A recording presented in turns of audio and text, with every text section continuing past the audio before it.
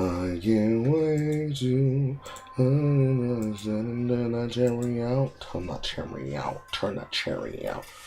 Can't wait to turn that cherry out. Turn that cherry out. Turn that cherry out. Wah, wah, wah, wah, wah, wah, wah, wah, wah.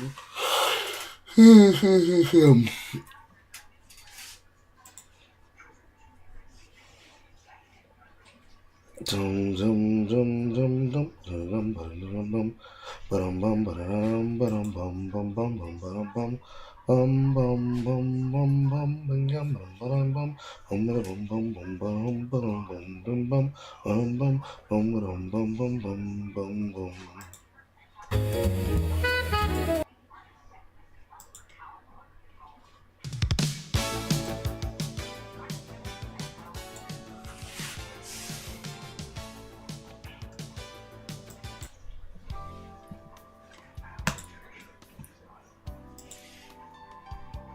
I always find myself coming back to this playlist.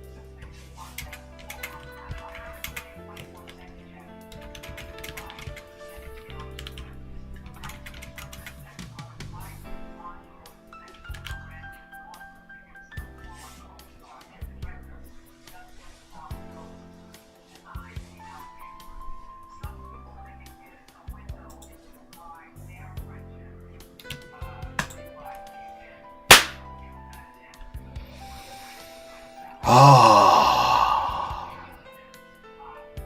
voice is not as dead as it was a couple of days ago, but we'll see what that is.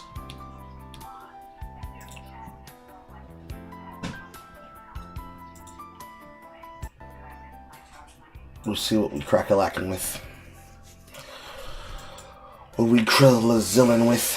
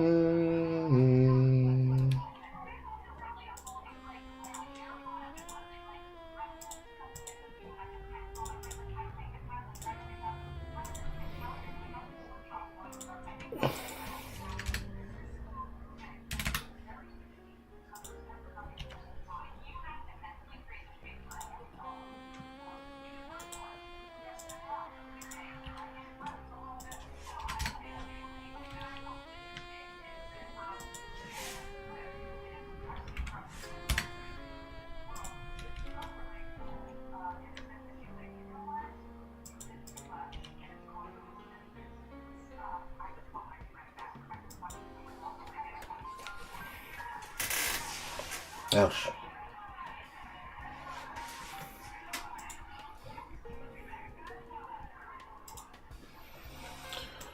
How are you doing today, ladies and gentlemen? Love the attendance. Are we living? Are we alive? Are you alive? Am I alive? Or any of us alive?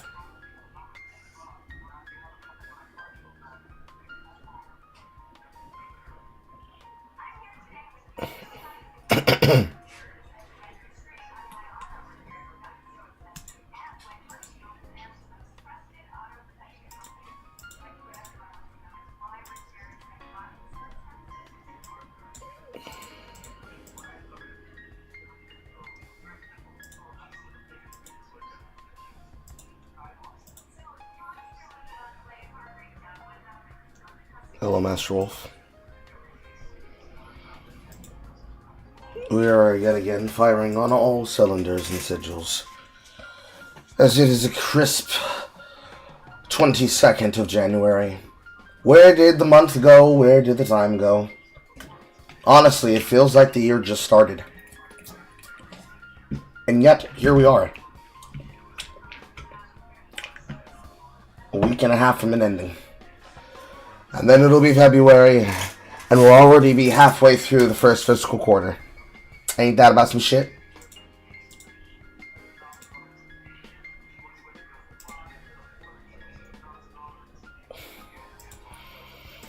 I have plenty of material for us to go over today. Some better than others. Some better than others. Some more kosher than others. However, for sake of argument, let us begin with some of the easier ones.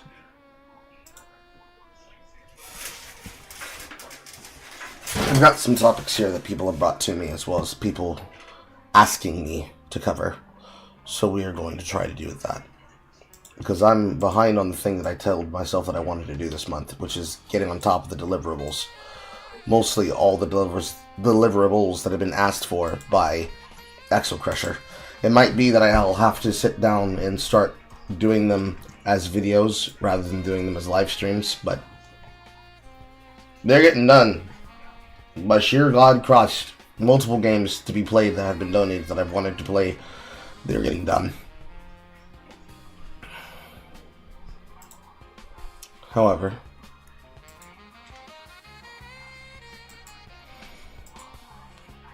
whoop. Let us just start right off. First up, from Mr. Asian Pie. How to steal $150,000 from your audience with Innuendo Studios. Now, you owed almost $90,000 to the IRS and various creditors because you forgot to check your mail because you were just that much on the YouTube grind. What do? Actually, let's just get rid of all pretenses. You're $90,000 in debt. Sorry, almost. But by begging to your equally broke-ass audience, you were able to raise enough money, plus some, to cover all of your debts and financially organize yourself for at least a couple of years, with the only expectation being that you make more YouTube content. You know, the thing you already do anyways.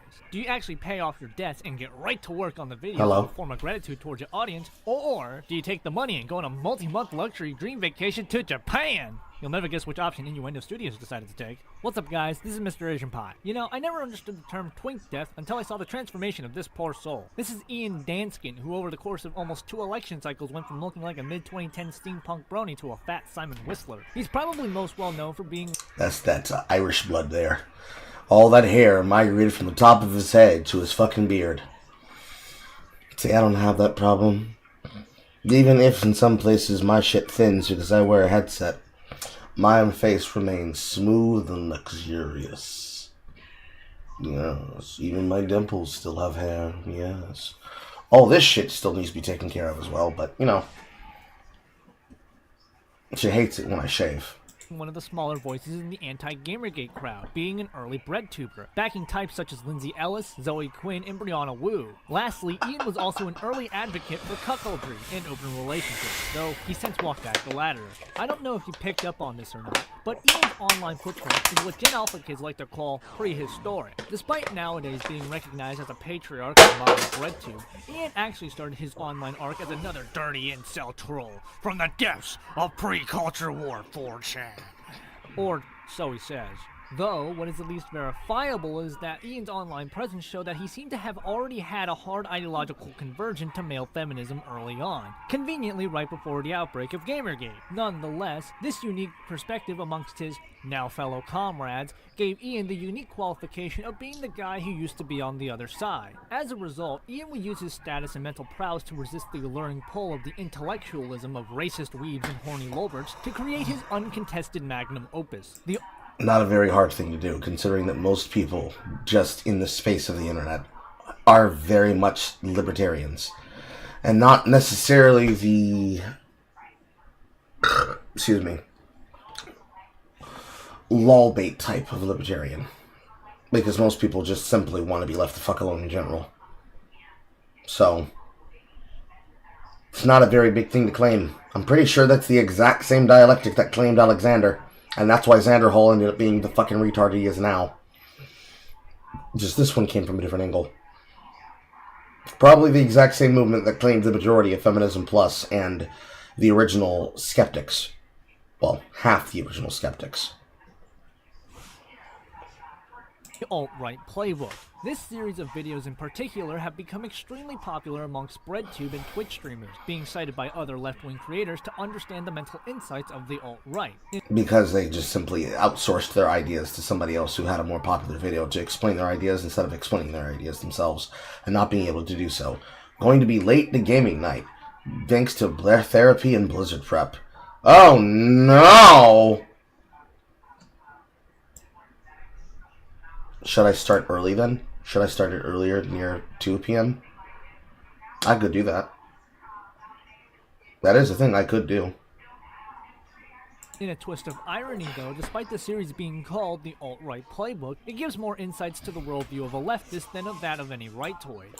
Yes, because the secret thing about that is that the Alt-Right Playbook, the alt-right, in terms of actually left-wing people teaching people about how they do things, has always been a cope and a lie. The only thing that exists for the alt-right playbook, as well as for the alt-right pipeline, is the amount of content that is being disseminated from the left wing. That has always been the alt-right pipeline. Dumb person on the left says a thing that is extremely abrasive. They rub their fans the wrong way. They tell them, if you don't like it, well then you should just go join the other side. And then, especially with people who just start asking basic questions, they go to those people on the side and they have answers. And so they look at the mechanisms that are responsible for them losing access to that type of person, instead of actually blaming themselves for having pushed them down the pipeline in the first place. That's how you have Xander Hall, unironically, convert himself from Pig Puncher to Xander Hall. He just watched content from Sargon, he watched content from Zoom, he watched content from people like Dev, and then he immediately took a hard left turn, because, oh no, if I watch their videos, that means I'm an incel. I have to purify myself. I must become like Xerxes, dip myself completely within leftist dialectic cringe, and I must subsume and convert. That is the only way to be pure, and to monstrably destroy themselves for the worst. Insane screeds where you rant about killing somebody on the left wing is a lot closer to being a pipeline to the right wing than anything the right wing could have ever done. Unironically so. This is most exemplified in the introduction video of the series, where simultaneously Ian acknowledges that the right-wing coalition, even back in 2016, is extremely fractured with different factions of the right holding incredibly different worldviews and ideologies, but nonetheless lumps them all together as one rhetorically incoherent euphemism because it was easier for him to address them that way. Which is the demonstrable point of exactly why that's a pipeline. Oh, this person happens to be a moderate that leans conservative on a couple of issues, but probably leans moderate progressive to progressive on other issues. Call them all right-wing, then label them, antagonize them, and attack them, and then say that they are evil, evil Nazis, because literally cluster B. In fact, the image itself demonstrates exactly that. Factions of the right holding incredibly different worldviews and ideologies. Call all of these things. Call the moderates, call the right wing, call the paleo-nationalists, call the anarcho-primitivists, call the... What's the nice word for them other than Nazbol? There isn't really. So, Nazbol. Christo-fascist alongside the Christo-nationalist, and just the subversionists and just literal fucking opportunists. Collect them all under the alt-right. That's going to be helpful, because they are nebulously clustered away from each other in ways comparative to the left wing, that are all clustered together on the exact same identity politic purity stack. And just like it'd be stupid to say that all people in the left wing all have the same ideals, you can still at least be able to say in the cluster of those that would identify themselves as, man, that word is so useful, poppin' leftists, formerly of BreadTube, corn BreadTube or otherwise, or the Nebula Elite, or as we love to say around here, the Nebula Niggas. You create a proliferation of content amongst people in a place that demonstrate themselves as a part of that dialectic whole that consumes and subsumes all of the particular industrial and institutional beliefs as would apply to the cathedral. And amongst those people that are the ivory tower political cathedral and gaming cathedral and video essay cathedral, they all subsume and represent the exact thing that we've all known way before the Freerin cluster meme became a thing. This is the problem with trying to annotype the far left and the far right and the left and the right and those that are politically left and right of center down these particular margins. It is probably easier and better to use a 6-axis test than to ever use the political compass test, because you cannot actually be able to tell how a person properly leans unless you're able to actually assess them on the factors that actually matter. Because if you just label them far right because they happen to like fucking Blue Archive, what's your answer to unironic fucking people who are pedophiles that actively have right-wing views? You don't have one. You don't have a material answer in which to combat them with, because you don't have the actual material criticism that you can use to be able to identify them as such. And thus it all dies. It all dies. Them all together as one rhetorically incoherent euphemism because it was easier for him to address them that way. Essentially, that would be akin to me making a series called The Leftist Playbook, and right in the introduction, I lump various factions of the left such as progressives, socially liberal libertarians, egalitarian socialists, and old-school communists as one homogenous group called leftist. Then swiftly follow up my remarks of who is a leftist by saying that the homunculus blob of a political faction I just invented in my head has no real coherent ideology with absolutely no hint of any sort of implication that I'm casting the widest umbrella term possible. Ian then concludes that the only winning move is not to play, and dissuades his audience from any form of civil engagement with the other side, because no matter what, you will be the one living rent-free in those losers' minds. Well, that's not the reason why, but we'll get there in a second. You go out and touch grass. You can probably see how this series is quite underminable. Would it surprise you? The problem with this idea, and the problem with this issue, is what it presubsumes. Don't engage in debate with the enemy side, just deplatform them. What happens when you deplatform a person by constantly saying that they have nothing to tell you and that actually you can explain all of their worldviews by antagonizing them in a social media context where you choose to say that they think something that they don't, and then you completely disinclude yourself from the discussion of said content? What happens when you do that? What happens when you do that on enough content creators that you have to now create the fallacy of no turd twice? Well, to answer a question with a question, that is the reason of why Dr. Rammerkam and other content creators like him that have adopted the idea have a no turd twice rule. It's why they originally reacted to Reginald Feminists the way they did, once and only once. And it's the reason why he has the playlist of Dr. Amercan versus the World, and why in my own design I follow suit with my own Carl versus the World. The issue, at the end of the day, is that the ideas that come from said people cannot be confronted if a person is unwilling to have an honest conversation about what that person actually thinks and believes.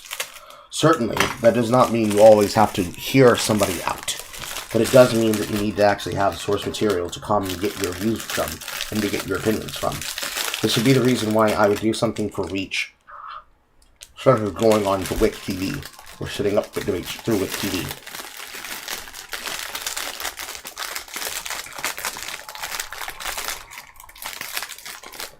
It would be the reason to allow the opportunity for people of different worldviews to talk to me and me talk to them, even if they happen to agree with me and are a part of the same supposed faction. Hello, Neo J. The same supposed faction that I belong to or could be opposed of. It is the reason why people like Anthony Granuccia are themselves worms, and how they choose to create 2 minutes of hate off of people like the Tactical Templar, even though he himself is a lolcow in his own right, demonstrably show the issue of lolcowdom being the problem, no matter what way you go about it. I got the water right here. But thank you for the advice. The problem at the end of the day, no matter if you do it from an apolitical or political stance on anything, is that pre-consumption of content precludes inclusion. If you warn somebody by saying, don't watch this person's content, and the answer they ask is why, and your reply is their bad faith, and your examples don't begin with clip, proof, full line context, and instead is the kind of throwaway bullshit that they attempted to do to, I don't know, Kingsman recently in Marvel Rivals, well, you then there find a definitive example of exactly how women, feminism, and gaming can ruin gaming's culture. And all of the examples I gave are the marker of the debate. Because if gaming is a culture, and a business, and an industry, and an ecosystem, a man tries to play competitively for money, gets called mean and rude, tries to be professional, gets lied about, has to explain and prove his case matter to the entire internet before he's being salted and poisoned, like any person being attacked by cancel culture. And in the attempts of the struggle session, all the women of the team get exposed, and then summarily get consequences, immediate consequences, for their bad behavior, when they thought that they could be able to attenuate themselves only to the people who would show them affinity, as would be seen inside of the documents and logs. He then comes back online to the roaring jeers of all the people who say, fuck them niggas, and receives more money than he would have won if he had won the $3,000 prize pool for the game that happened. Yes, it is funny how that happened after my debate. It's almost like the exact thing that I said was the case and matter of the industry happened, and that even the thing that happened in the debate proved my point. Even if somehow I was some way inconsistent, and in the places where I was definitely inconsistent with making the point, because the people were definitively trying to avoid having the conversation by pretending they didn't understand what was being talked about. It was the case fact that by engaging with them, we demonstrated they didn't know what the fuck they were talking about. The same way that somebody who could talk about a particular data point, such as that recent incident, would be somebody who definitively does not know and understand the culture of something like online competitive games. And, by proxy, and by relation, the exact metrics of that exact level of exclusion of information is why you cannot try to disengage from content and disengage from people and their material. By all means, have a reason and make your choices about who you choose to engage in content or not, especially for the purposes of conversation and debate. But do not say it's not worth looking into. It very much is, especially for the defense of culture. What's important, though, is that you don't lie about what you saw. So, as was the case before the debate, when I choose to look at the full clips in context, not the clip that goes viral, but the original stream from Irrelevant for that debate, that's the reason why. I wouldn't even have to engage in debating him for me to extract that context and that value. But because I engage in that debate, we now have more extracted value that can now be compared against real-world consequences. Because the problem is that it precludes you thinking that you have all the information. You can always end up being wrong later. That's the biggest problem. You can be so fucking smart that you're fucking dumb, and there's nothing worse other than an egotistical maniac than a smart dumb nigga. A smart dumb nigga doesn't realize that they're fucking dumb. Which is to say, a person who exhibits Dunning-Kruger syndrome and is ultimately an informational midwit, if they don't actually have opinions that are of their own, and they are instead inherited from another group, it would be the reason why we created the idea of making fun of people by originally getting their opinions from a YouTuber or from a video. They don't actually know the details, and they don't know information themselves. They just preclude and they completely outsource the information from an outside group, from an outside source, and from an outside person. And they never actually internalize the information from analyzing it themselves, investigating and saying, is that actually true? And then finding out for certain. They just take it as gospel.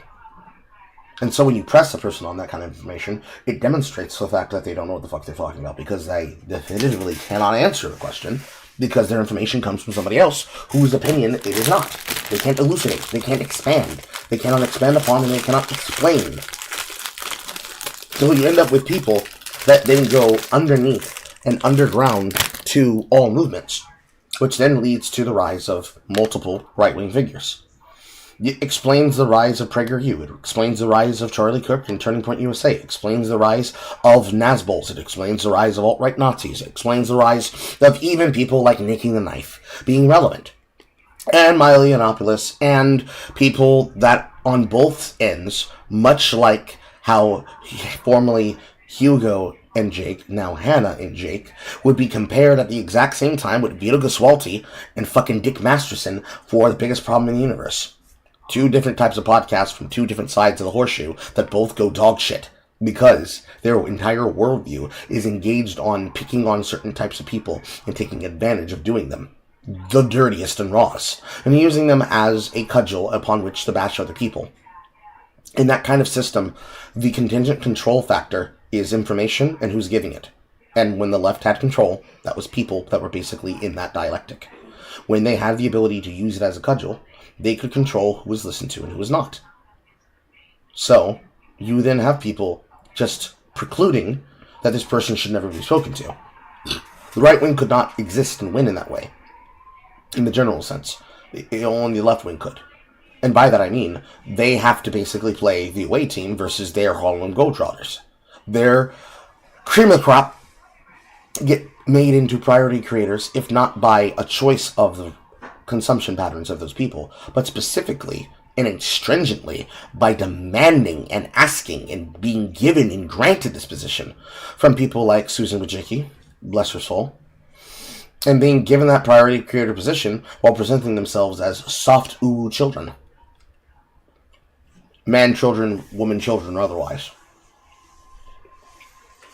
Long before the queer leftists fully took over and truly wormed their way into a business.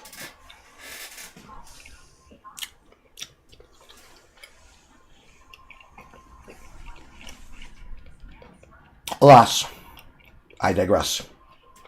To learn that this guy is an unironic accelerationist, despite claiming he's trying to radicalize people. From here, though, the series just somehow degrades in quality.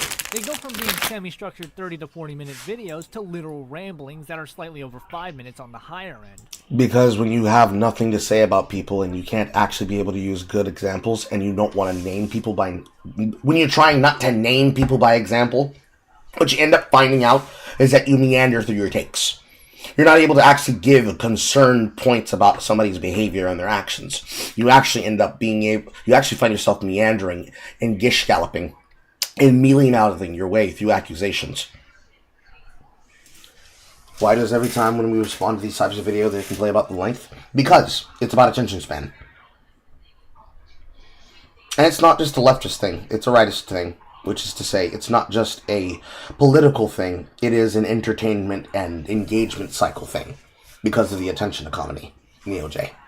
As you've asked me before, I believe. But I'll always explain again.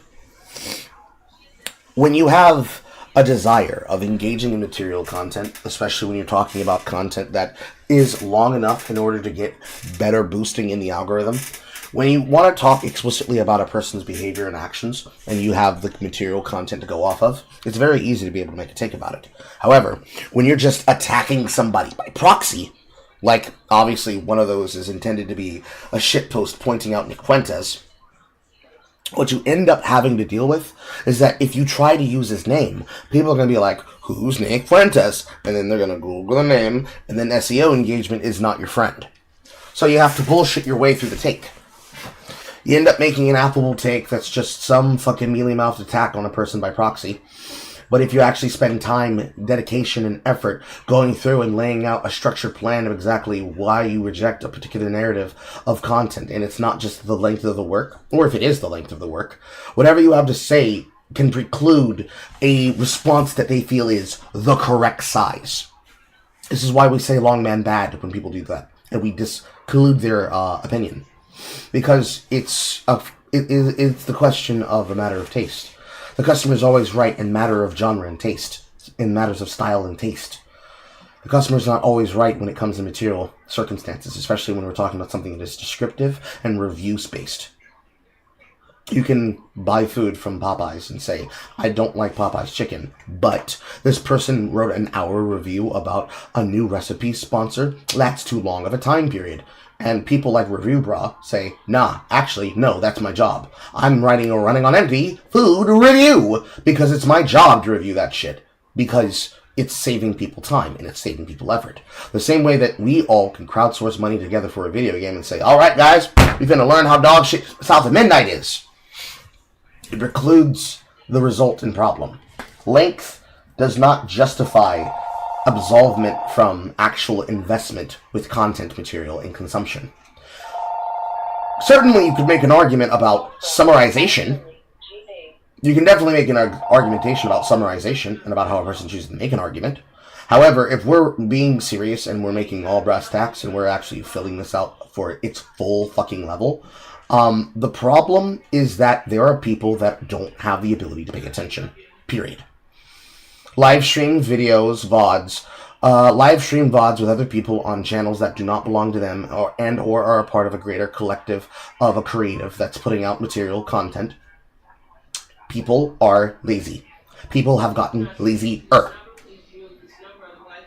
Most people prefer to watch a video than a live stream because a live stream precludes that they are there when the thing is live and that they tune in and they have the ability to have the context of what's going on.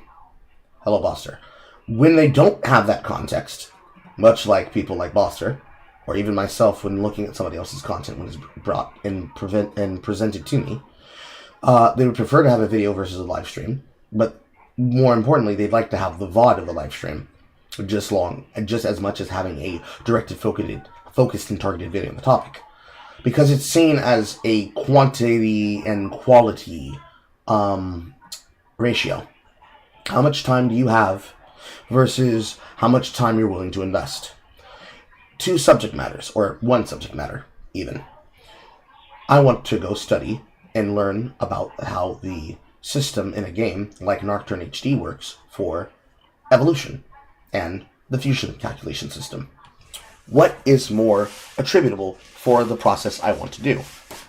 Do I, A, put together an entire video myself and study it and understand it, internalize it, and then publish it? Do I, B, look at a guide that someone wrote? Do I, C, go look for somebody else's video of themselves playing the game and hope that they have some kind of explanation? Or do I D, look at a live stream VOD of somebody doing the game?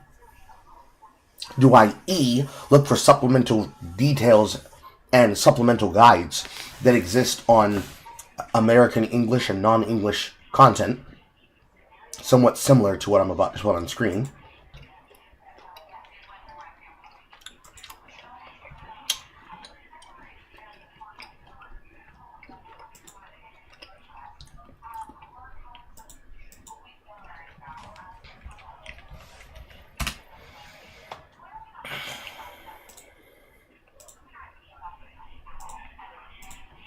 Such as this, which is a full SMT3 Nocturne Fusion calculator alongside a recipe generator and fusion settings for all the demons in the game, and a skill list based on the Japanese, the original Chinese, and Korean names for their homes, as well as for the game lists and fusion tools in English.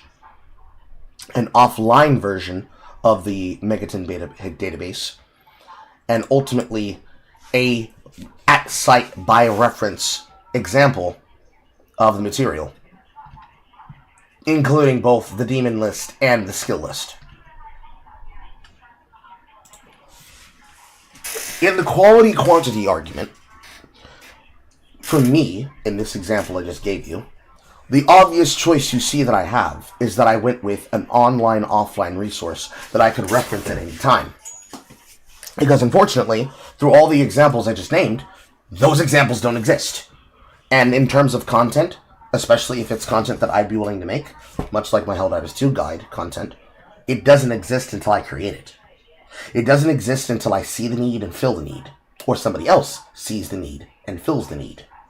So, if what a person wants is an immediate answer, they're going to want to go towards the thing that's going to give them the immediate answer. Because attention economy. I don't want to have to watch a 1 hour video in order to get the 5 minutes of content that I actually asked for. However, this leads to a problem. The problem this leads to is the refusal to engage in content, specifically because they view the content as too long. So, in the terminology of what we do in our content, and as content I've done before in the past, the idea of recording and projecting and actually discussing movies on movie night as a group, rather than just watching the movie collectively and then discussing it afterwards in the voice chats. Or doing content that was meant to be recorded for live stream and then video editing to then be presented as its own standalone content video, summarizing all the important parts and lessons and conversations and blah blah blah blah blah. The problem that you come down to is that people prefer long-form content because they are second-tier engaging with the material. If my audience tells me that they would prefer to have live streams be 3 to 4 to 5 to 6 hours long, in tune with what is already a part of my normal work cycle, and it is easier for me to spend time putting content together for a live stream format rather than for a video editing format, similar to what Jay does, which we both do. We both do both, but we have our preferences. I prefer to live stream, she prefers to do editing and make videos. Both of us do short form, both of us do audience engagement content. I have more focus on live stream audience potential, where people are able to not only speak on the content, but talk back live on the camera with an open room, with limitations, of course, to what the rules have become now, where it's like, if the person is unknown and untrusted, they gotta pay me money before they can come on my microphone and try to fuck with my branding. The problem is that there are people that when they look at that material content engagement cycle, they're more likely to look at something within 8 to 30 minutes versus something that's an hour to 30 minutes. And then further and further and so on, depending on what the actual material is. If the point of a live stream is basically engaging in a fact-finding research stream, the content can be as long as necessary. However, there's definitely a caveat. Back when people were sabotaging my content and actively ruining our ability to focus on a single subject matter and just bringing up bullshit that had nothing to do with the particular content that was impropriety to it. Making 12-hour broadcasts that went on and on and on. That's obviously too long. But material like the Ginny Nicholson stream, or any particular broadcast that you can get from former content from Little Platoon himself alone, or EFAB, before or after the era of Dishonored Wolf, and now definitely the content that they make now that they've fused with the Little Platoon, what you see and what you get is clearly a difference between this video is too long because I don't want to listen to guys talking about multiple other topics instead of the focused topic. Which is a fair argument, right? If there's an 8-hour VOD and only 2 hours of that content is actually relevant to the thing that you want to know, you're only going to watch those 2 hours of that content and throw away the rest. It doesn't mean you're going to consume the entire content, but there's content that's left on the cutting room floor that you're not consuming in that original work. In the frame of reference for this particular material, the leftist prefers focused video essays, anywhere from 8 minutes to possibly up to 4 hours, because a person's attention span ultimately breaks. And yes, DOJ, that's exactly what I was about to get onto. It breaks because the problem is that you have multiple different off-topic segues that can then wrap around back to the main topic when you're talking about a subject matter. Because the problem with every from a pause, problem meaning the thing, the actual reality about segues, is that if you constantly disengage and you just, I was listening, this person was boring me, it's the case that you're not actually engaging in the content, especially if you're listening to it as a secondary form of material. If you directly engage, let's use the example of myself right now. If you directly engage with what I'm discussing right now, I never pivoted from a single thing that I said on the topic of the content, but I used EFAP as a segue bridge to tie and relate you back into something I talked about. In the frame of reference of how I had to try and do that on the debate, even while being pseudo-railroaded into content and questions that I didn't answer or points that I didn't make, it was the case that everything related to each other. But they couldn't even wait 30 seconds to hear an answer, let alone 60 seconds. So the problem is that they don't know anything, and I have to relate to them. But we can't find anything to relate to, because they don't participate in the same circles of information. And they're not willing to learn. Their minds are closed. So, you have to win people over with topics and conversations, and ultimately personality, at the end of the day, in order for them to truly pay attention and listen. Because then once they're engaged with what you're saying, then they have the time of day for everything. So ultimately, the problem here is when you talk about the shadow of the long man and long man bad, is that people are making excuses. I'd like to use a word better than excuse. They're making caveats, they're making exceptions, but ultimately, people are making excuses for their favorite content creator. There's no reason why a person who enjoys content, yes, favoritism. There's no reason why a person who enjoys long-form content is going to make an excuse for why they can't spend an hour and 30 minutes listening to the piece of content that comes from a content creator, other than because, I don't like this person. I don't like the way they do this. Period. You can dislike the way somebody does something, you can dislike the way that they engage in it, and blah, blah, blah, blah, blah. But unless you're going to directly talk to that person and give them the criticism, your opinion does not fucking matter. Because they're not going to hear it. Because you're not in their core audience. Why would they have to listen to some abstract opinion from a person? Because the advice might be accurate. Favoritism and in-group bias becomes the lever upon which we throw away information. I don't trust this person's opinion because they're not of this group. They're not of our in-group bias. It becomes friend-enemy distinction. EFAP bad because they criticize somebody I like and they're long-winded, so I don't watch their content, and they're bad because I think so. Opposite opinion, apply it the exact same way to the other target on the other side, and thus both sides are yapping at each other, picking whether or not they want to listen to it or not. The intelligent person is the one that consumes all the information and then attempts to summarize it in some type of way where people can consume it and engage with it. However, the difference between people like myself and Jay is that I like to study. I like to learn. Jay, people like Jay. I would say Jay's willing to engage in stuff like this, but only as far as it interests her. And I'm very much the same way. I'm going to engage in something as far as it interests me. But for what most people would be like, haha, this is a laugh, I'd be like, no. Sure, this is funny, but why are they like this? And that's the dog in each of us that drives us to our particular content. Our interests leading the charge with our dissemination. Some people do this better than others. For example, if I wanted to summarize basically Papa Gut's Crash Out, you could go straight to the last 20 minutes and be like, bro crashed out for nothing. But no.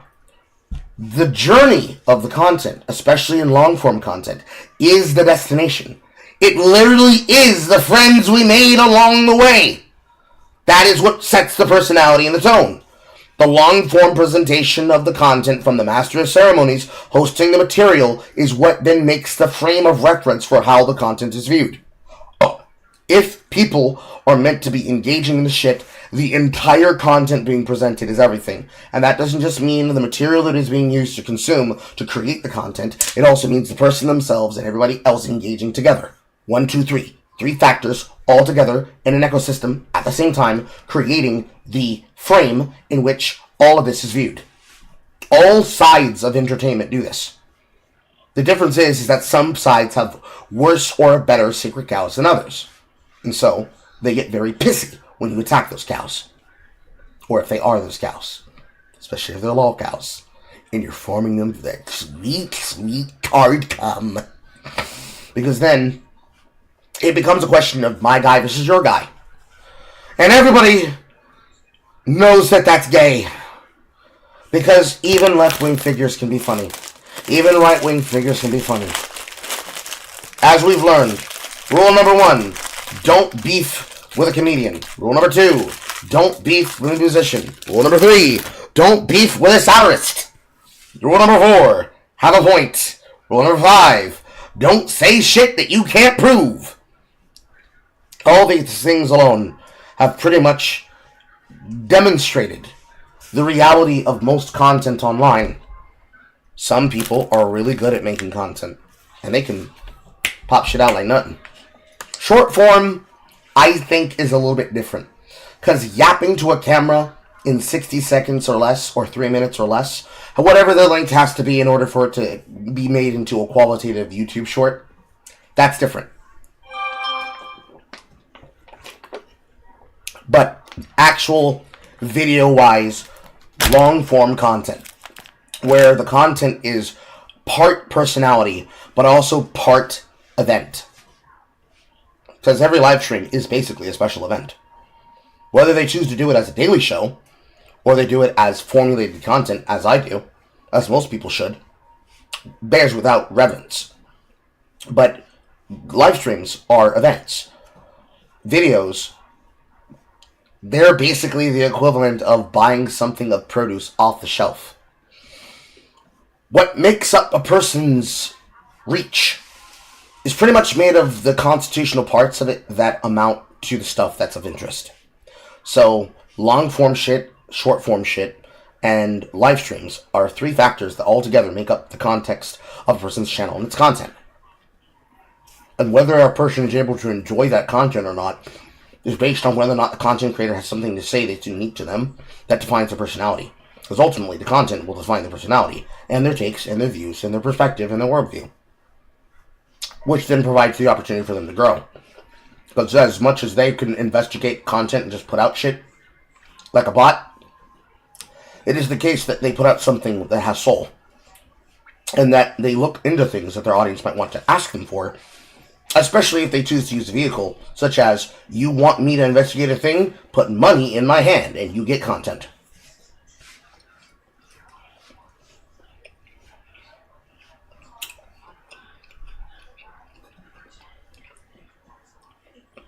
That's why many creators choose reward members with tiers of goals like subscribe at this tier, you get a video investigating a thing. But alas, that then brings you back to the no turd twice rule.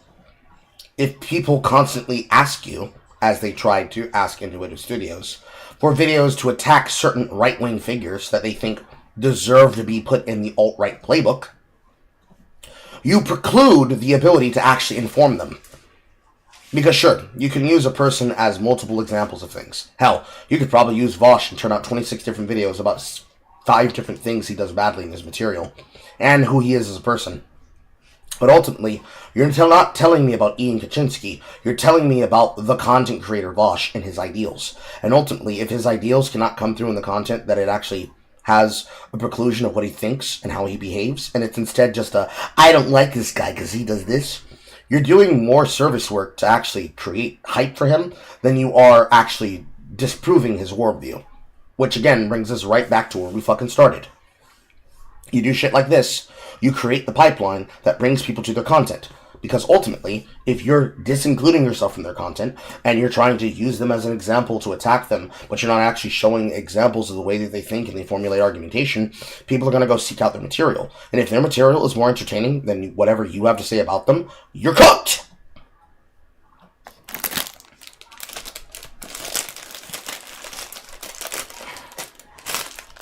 Now, of course, with all of that, of course, coming from the caveat of people and the long man bad, and the shadow of the long man, an obvious question you could then ask at that point is, well, what do, Carl?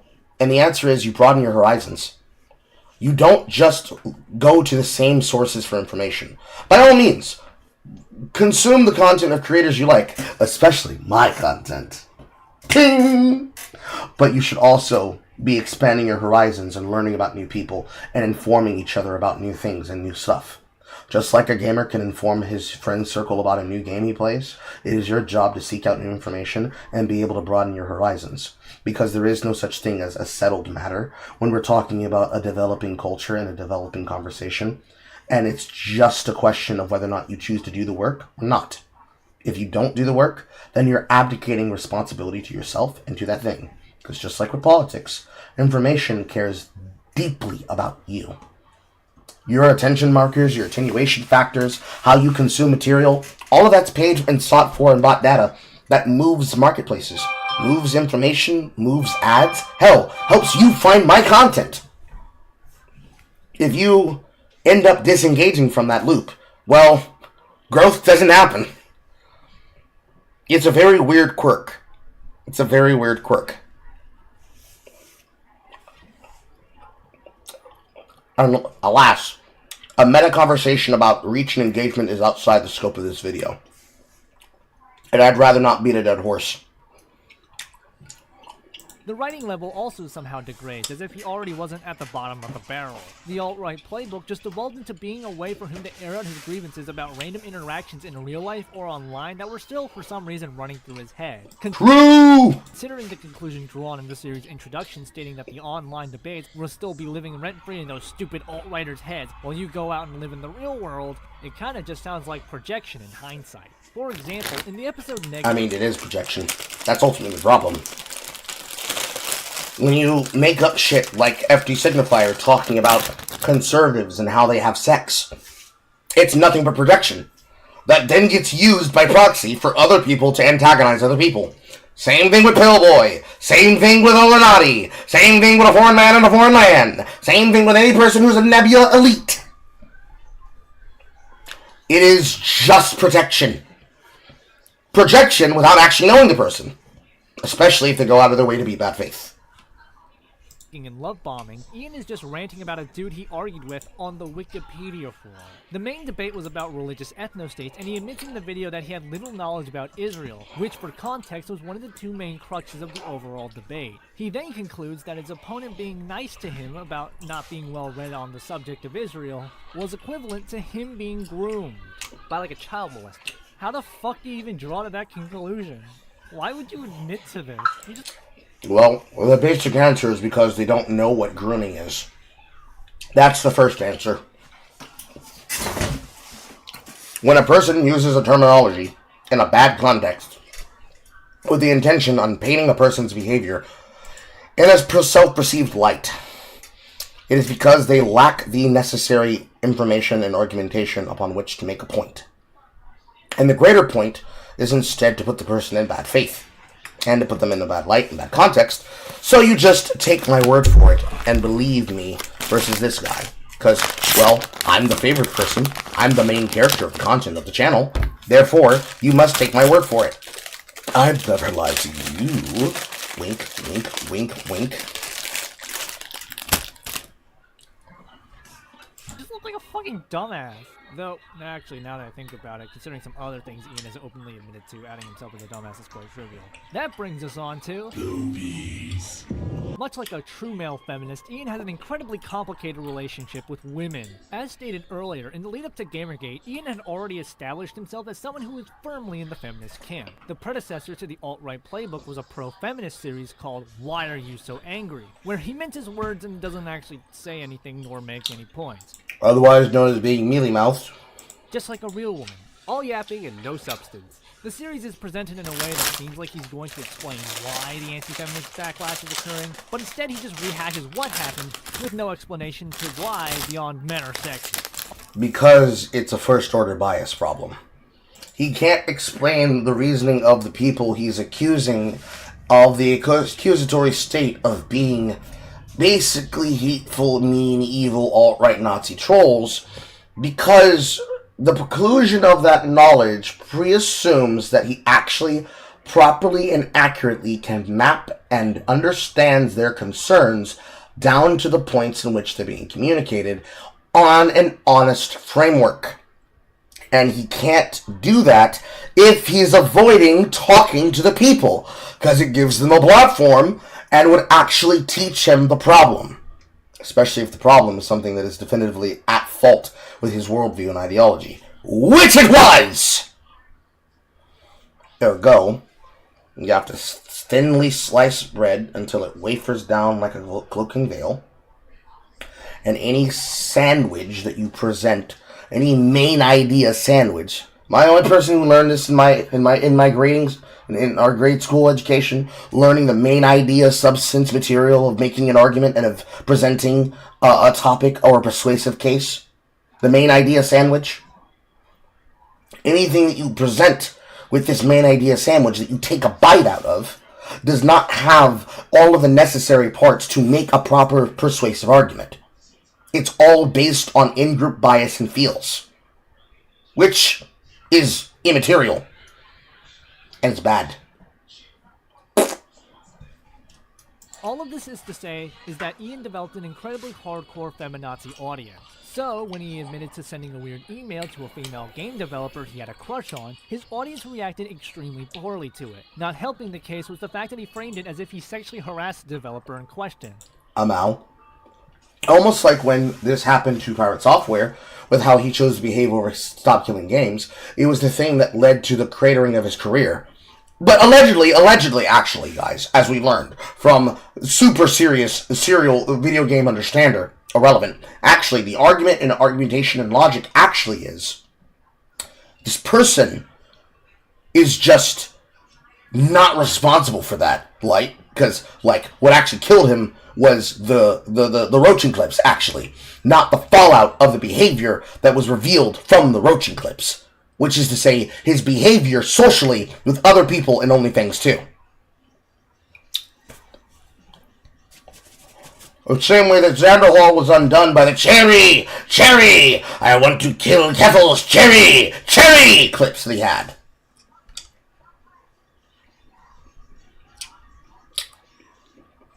No, I did not intend on talking about Andrew Callahan. It's not the only thing that happened to people like this. It's a mechanism that happens all the time.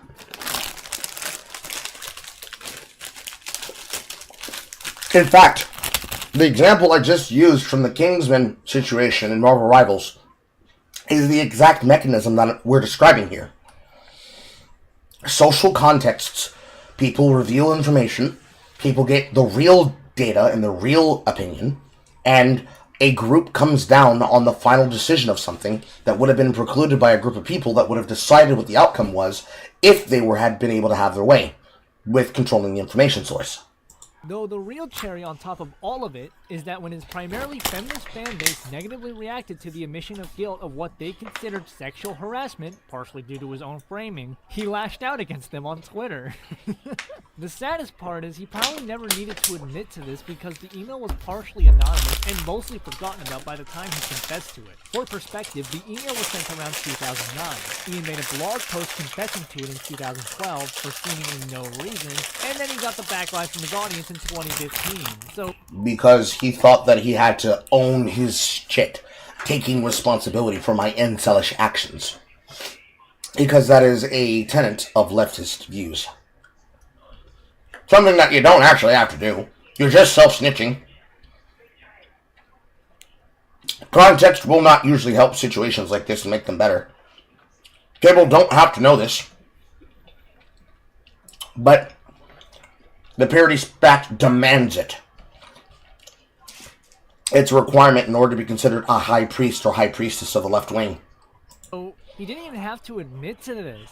Well, he also didn't have to admit to the fact that he never used 4chan either, which invalidates the credentials that made him incredibly popular in the first place. But that doesn't matter because he already had the fame. It didn't matter whether he lied. He had the platform. Once he had the platform, people didn't care. They were hooked for the content. Probably could have picked that up from the fact that he was already a feminist pre-culture war, believed 4chan had a front page, much like Reddit, and considered parts of Reddit to be far right. But a little honesty never hurts. What does hurt to learn, though, are his sexual proclivities, which he's a little too honest about. Now, I'll admit it, I'm an absolute incel, but I do not envy Ian in the slightest. That I will tell you.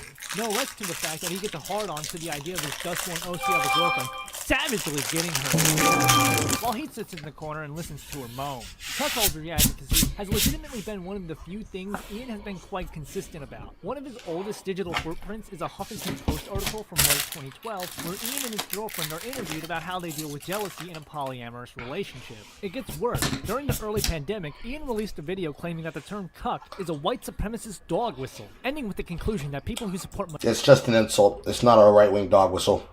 Also, it's not a dog whistle. It's just an insult! monogamy are actually white supremacists who are deeply insecure about being emasculated by projection BBC. So due to that insecurity... Well, as a BBC owner myself, I can tell you, insecurity is not the problem that people have with cuckoldry. People should not immediately think that other people can trust other people around their wife in a sexual circumstance. Or husband, for that matter. We're a pair bonding species. Suspicions of infidelity are rooted in our biases because we are people who want to spawn. Knowing that my child is my child, but he's not a person like that because I'm pretty sure they're dinks. Double income, no kids.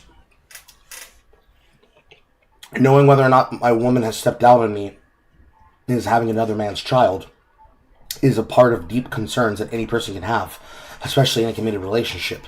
With the caveat of an understanding and knowing, especially for my generation and those within my age group, that if you didn't already create and formulate a family of your own, you're more than likely going to end up making a non-traditional family structure. Hence, I want children. Star wants children. She already has Zulian, who effectively is a rainbow baby she didn't even know she had.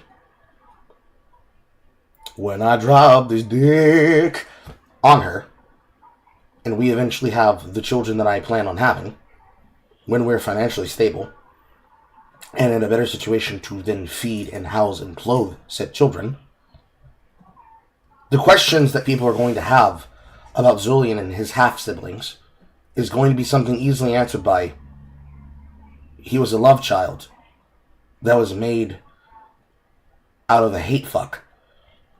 His other siblings were planned, desired, and wanted, however they came. Boom, done. Social taboo. Plenty of people could immediately point and say, cuck, gorgeous Mickey's cuck. But that's not what I said. What I said is that she had a child from another relationship. A relationship that had ended that she didn't even know she had. In fact, it is probably one of the societal standards that this is half the reason why people just using internet words because they're popular is probably a bad thing. Expanding your lexicon should be good, but when you start using words as a de facto use of attempting to have an argument with giving people energy, whether or not they can choose to completely sublist whether or not a person has a point to discuss shit, it precludes any ability to actually grasp a deeper understanding. It doesn't matter. That motherfucker's my child. You know why? Because the lessons that he'll be learning, the advice he'll be given, the discipline that he'll get, will be coming from the both of us. As they say, I'm not the stepdad, I'm the dad that stepped up.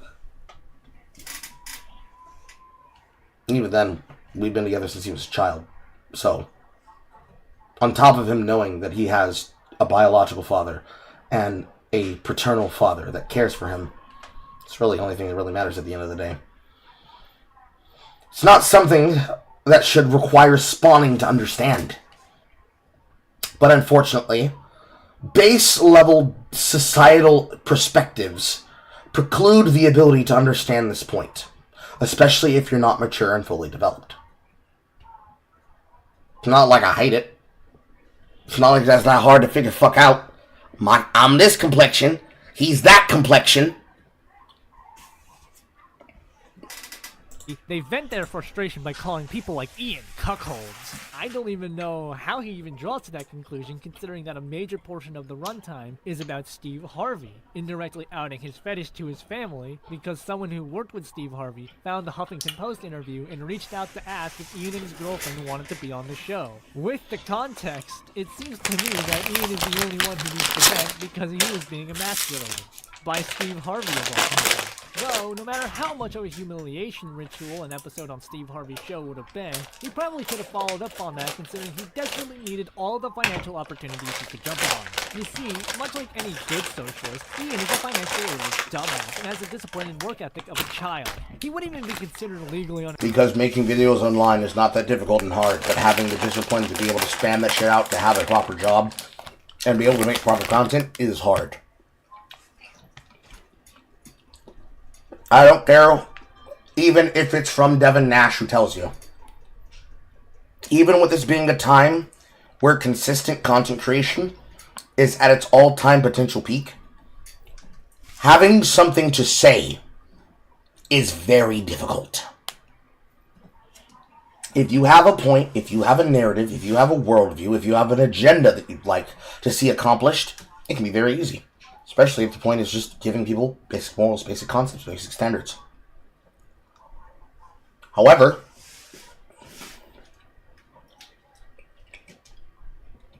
the constant beating of a pulse, that's difficult.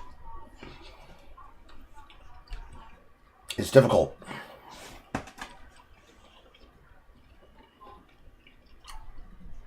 It's difficult to do content in that style. Unless you broadcast it. When you have an idea, when you have a take, when you are interested in playing video games, you fucking just rip that shit at the same time. There's no one telling you that you can't. But again, we get drawn back to what I just said before. If you say that in the content, and the content's purpose is you having conversations with your chat room, and going back and forth and discussing ideas and content, and giving and sharing perspectives and viewpoints, some people, if they don't inherently get you, won't necessarily spend that time on that. Which then, the preclusion of that, is that you gotta sit down and effectively script. Me, I don't use a script. I go off the fucking cuff. Almost always have. The only time that I've scripted something is specifically for game reviews. You have to sit down and really write down your ideas. Create your narrative sandwich for the consumption of other people. And disseminating ideas in this format is boring. It's boring. Not even adding for the context of editing. Doing that is boring. So in the many ways that a person does it, you have to fill the boredom of that time. Some people can do it more than others.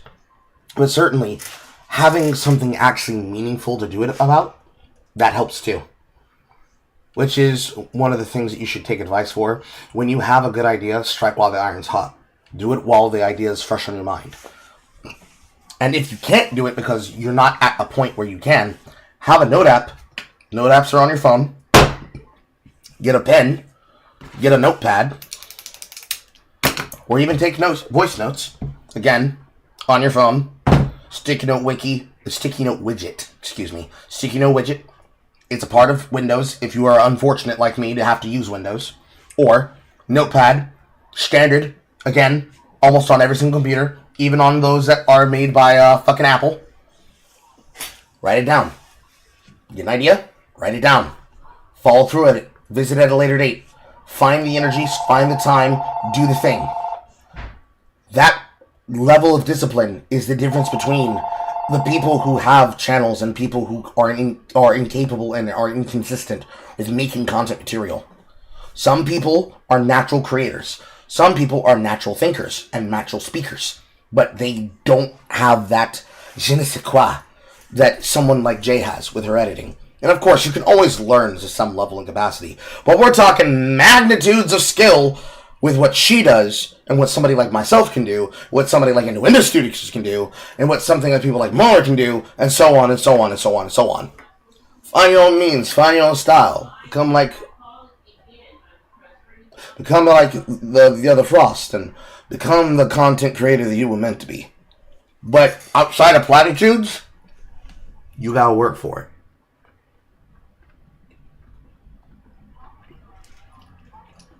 Much like how if you're going to ask somebody who you effectively are not in a relationship with to do something for you, and they may hit you up with that cash, grass, or ass and tell you, oh, you don't have to fuck for it. Where did I drop that candy bear?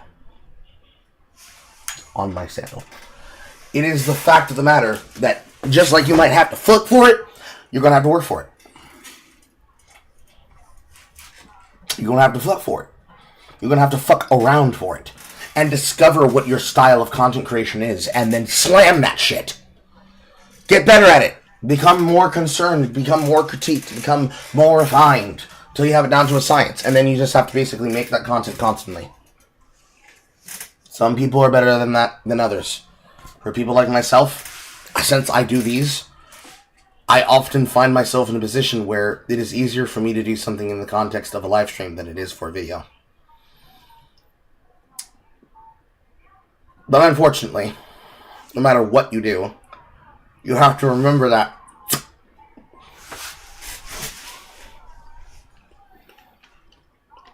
unemployed since he never actively searched for a job, designating YouTube as his work and in turn relying on YouTube ad revenue and sponsors. Except no! Ian turned off ad revenue on his videos and never took sponsorship, seeing himself above that, meaning his main source of income for the better part of a decade were Patreon donations and shaming his audience on Twitter for not giving him more money. Despite how stupid this is, surprisingly this strategy worked, with Ian raking in a stable $3.5k monthly since 2019, meaning he was getting around $42,000 annually.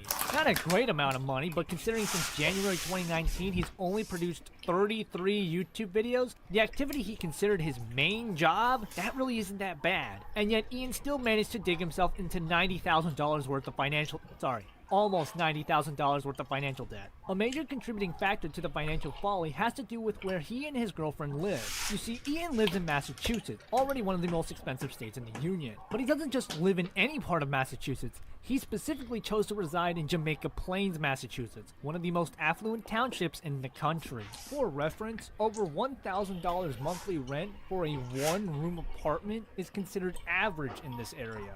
No less for a 4-bedroom, 2-bathroom house. I would like to reiterate that this dude's only source of income was solely Patreon because he didn't take sponsorships and he turned off ad revenue for his channel. I have a dog shit CPM, and even I know that you can get a nice chunk of change with a 1,000,000 view video. No less multiple. Adding on to all of this, due to Ian's crippling laziness, he failed to check his mailbox regularly, resulting in him owing 7 years worth of back taxes to the IRS and a bunch of credit card debts, likely with interest. This prompted commissioned Ian to make an emergency video called Being a YouTuber Bankrupted Me, in which he begged his audience for money. Would it surprise you to... Because somehow that is the audience's fault that they must help you pay off and not your own for being a retard and getting a fucking accountant or a P.O. box or going outside and checking your fucking mail.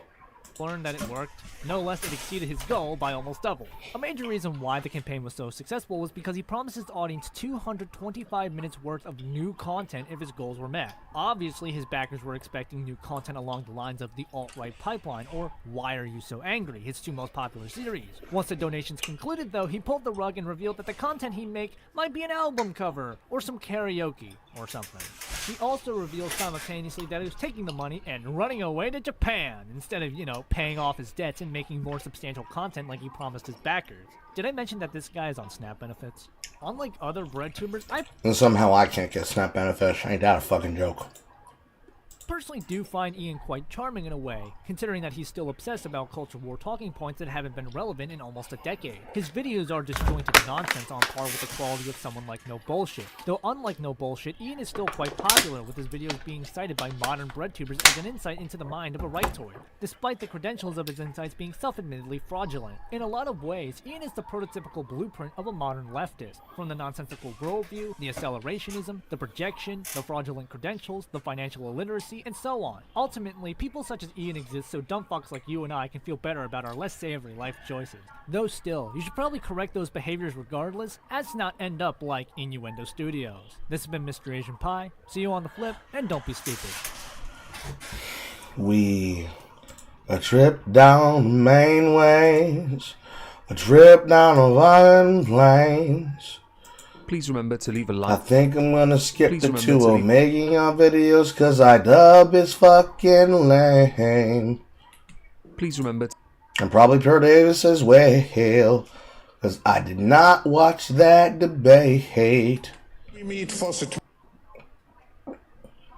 I'm not quite sure if I care necessarily about the Mamdani team content, but then again, I should look up the newest hotness from Actual Justice Warrior.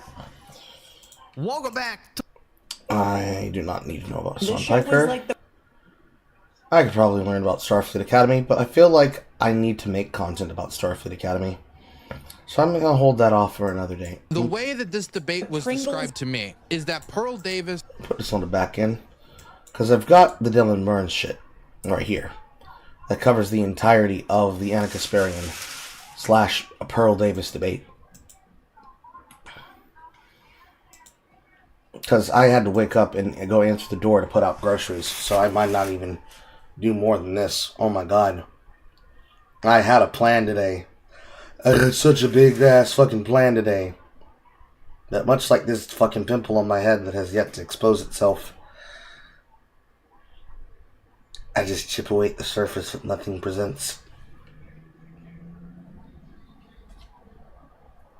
However, discuss it. Almost everything with the exception of the Kingsman shit. It's pretty much a nothing burger situation. So there's not really much to talk about, dude. Y'all could just tell me more about what your days and weeks have been like.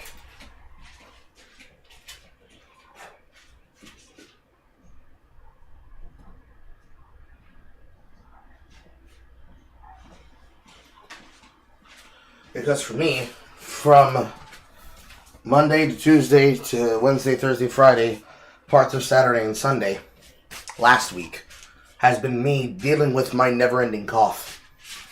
My cough has gotten bad to the point that it actually causes me seizure lockup, namely in this region here of my body.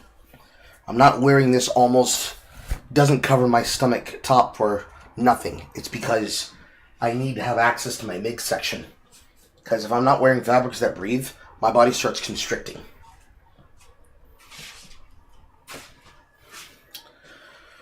So not to completely annoy people with the coughing, the wheezing, and the seething and shit, it was the case that I wanted to make sure that I at least made myself appear from time to time. I can tell you, however, tomorrow, Friday evening, Jay and I are going to be streaming about the Pillboy video that I discussed before on the stream. The one about the price of being a performative content creator. The two of us will be just speaking about that on her live stream. So, on top of today's content, later at 4, there will be that. I'm looking forward to that. Because, we've had one of our movie nights for the 15th, but we still need to catch up on other movies as well. I feel like what I'm going to end up doing is that I need to get back into the cycle of doing requested content, because I have so many things from Extra Crusher that he has paid money for that need to be put on camera, that if it comes down to the fact that I might have to pre-record them in order to do them, that I might have to just do that. But I need to do that, because again, paid for. And then also, I'm just going to have to pick at random something off of the list and just go with that as the decision. Because even on our cross-community content day, we did not select what was going to be my forced yearly resolution choice to go along with the material context. So I'm just going to have to pick something at random with the assistance of a couple of mutuals. I might actually ask Jay about helping me with that Friday. You've been developing your game in RPG MZ. Based. Now on your second day, Bedman Trade School. Yesterday was cold as hell. Yes. Beautiful. Yes. Progression. Life at progression. Yes. Doing good things for yourselves. Yes. Because the only other thing that I have been doing, as you can look back and see before I put them as unlisted, is that I've been practicing and learning Eternal Return. I've been doing that consistently every time there is a daily reset for the daily quest, because it gives a giant boost of experience towards that goal. I try to do it daily. I try to do it every day. We're obviously going to do it today. But, just finding the energy to do things while dealing with this progressive cough, I did not expect it to drain as much energy out of me as it has. Like, it's changed my appetite. It's changed my drinking habits. I mean drinking drinking liquids, not alcohol habits. My alcohol habits remain the same. Booze when I need it, not when I want it. It's changed my appetite limitations, where I used to be able to pack away food like nothing, and now it's like, nope, just this $15 amount of food is good enough for me, thank you. It is so fucking eye-opening. I would like to think that the reason why that's the case is because of the part of me that has to do with fatherhood, right? Because obviously I'm spending time with Star and Zulian, but Zulian, goddamn, that young man is beating my fucking ass, oh my god. Like, I look forward to naps. I'm not gonna lie to you, I look forward to naps. Like, I am fucking cheating on her with my bed. I'm cheating on my woman with my bed. Because it's better for me to curl up in bed and catch fucking snooze so that I can be properly awake and aware for when I'm normally supposed to be broadcasting. Because I keep catching myself in the midday doing more things after and closer to 2 p.m. than me being live anywhere near 8 to 9, as I intended and planned back when I set this schedule up. To the point that I'm surprised at myself. But you know, those things you have to take in stride. I try to take them in stride, and yet I still feel like I'm doing myself a disservice somehow. It's hard to explain without explaining it as I am. But that's one of those things, okay? This is one of those things, you know? You want to start posting to the Art Discord channel? You don't have anything in mind? Just feel like I should share sometimes? Well, it's like any kind of bike, man. You gotta get on the bike and just fucking pedal. You gotta fucking pedal, dude.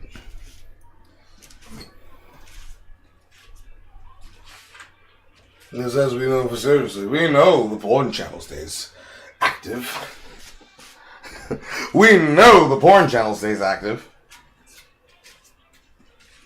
But again, alas. So, I believe for now, that's all I'm going to probably have to say. I will return again probably close to 2, 3 p.m. Assuming that I get up. I'm going to treat it like this. The stream will begin for the Discord night when I get out of my bed. If that is closer to 2, then I will start there. But I'm going to start whenever I get out of bed. And we will be going all the way up till midnight. I believe is the goal.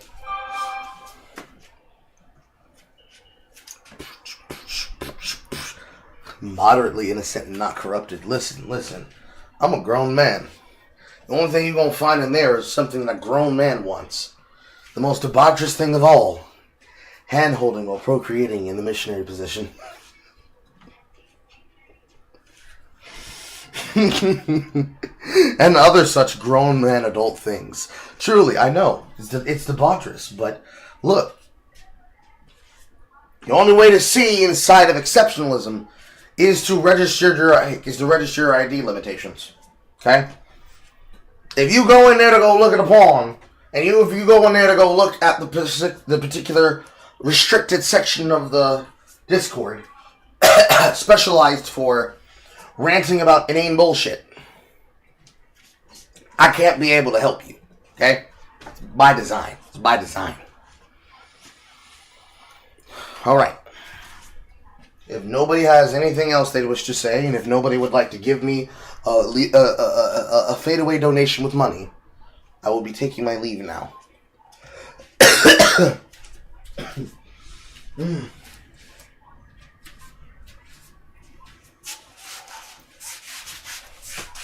Also, by the way, has anybody ever heard of that fucking dance craze called skedaddling? The one that basically is the fucking movement that they do, where it's like a Scooby-Doo run. You know, the fucking... that shit. I saw a video of a girl doing that as like a full-body workout. Literally doing the shit rapid as fuck, but basically standing in place and not going anywhere. And I was like, oh my god. That must kill your fucking midsection. Like, fuck. Like, her abs must be great. Had half a mind about this year with some of my saved up money buying a fucking workout set and doing that in my bedroom. But I feel like just watching something like that exhausted the fuck out of me. But alas, part of my plan soon is going to be buying some workout equipment. At least some dumbbells. Out of the way shit. Put them on the side of my stand right here. So that when I'm in between things, I'm doing curls and shit. Musculature, arms. I don't want to have no bat wings. Don't want to have no bat titties. Well, these are voluptuous and acceptable. And you cannot hate this, for this is the body of perfection for dad bods. But it's the case that, you know, just a little bit of health. Just a little bit. Anyways. I will be leaving now. Goodbye. I'll see y'all when I see y'all in a moment. Which is to say, when I'll see you when I start the Discord gaming night. Pew!